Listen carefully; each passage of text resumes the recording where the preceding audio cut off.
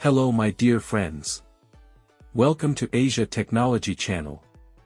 In this video we learn how to work HP Scanjet Enterprise, N9120.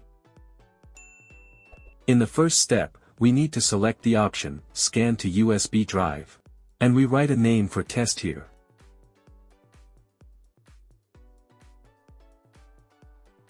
And finally, we press the Save button. This is very easy.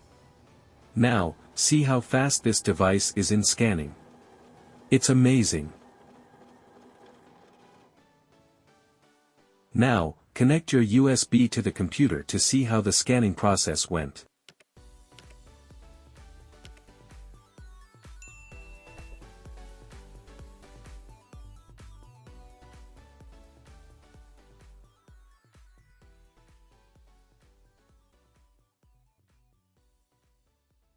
Good work. Thank you for watching this video. Please do not forget like and subscribe Asia Technology Channel.